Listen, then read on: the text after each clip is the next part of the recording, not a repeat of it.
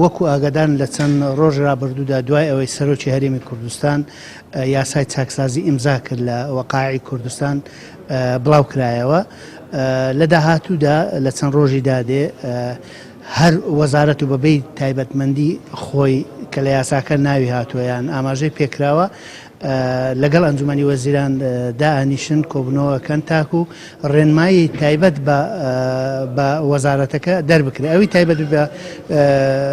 کەسوکاری سەربەرزی شەیدان کۆی ئەو بڕگانەی کە تایبەتە بە کەسوکاری سەربەرزی شەیدان و زیندانیانی سیاسی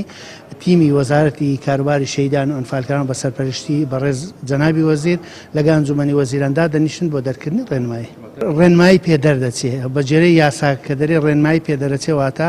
بە هاوبەشی لە مابینی وەزارەت تایبەتمەندەکان و ئەنجومەنی وەزیران ڕێنمایی پێدەرەچێت بۆ جێبەجێکرد. ئەمە وەکو وەزارەتی کاروباری شەیدان و ئەنفالکاران خۆمان بە بەرگریکاری سەرسەختی کەسوکاری سەربەرزی شەیدان دەزانین پێمان وایە کە ئێمە زیاتر پەرۆشی ئەوەین کە کەسوکاری سەربەرزی شەیدان زەرمەند نەبن